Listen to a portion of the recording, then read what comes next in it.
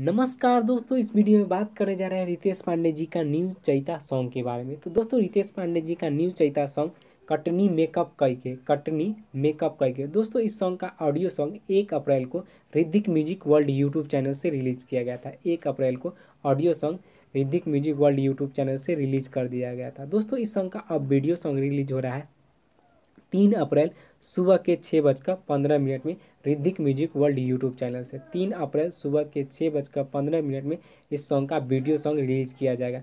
दोस्तों, audio song में काफ़ी ज़्यादा लोगों ने प्यार दुलार दिया, तो दोस्तों इस सॉन्ग का वीडियो सॉन्ग भी अब रिलीज हो रहा है, तो इसे ढेर सारा प्यार दीजिएगा, लाइक और शेयर कमेंट कीजिएगा। दोस्तों, गीत को गाए हैं रितेश पांडे जी ने और अंतरा सिंह प्रियंका जी ने। गीत दिए हैं डीजे बहादुर जी ने और संगीत दिए हैं छोटे रावत जी ने।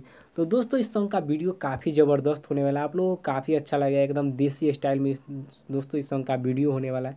और कल सुबह 6:15 में देखिएगा और नीचे कमेंट करके आके हमें बताइएगा कि दोस्तों इस सॉन्ग का वीडियो आप लोगों को कैसा लगा। दोस्तों, भोजपुरी के ऐसे ही खबर जानने के लिए हमारे चैनल को सब्सक्राइब करें।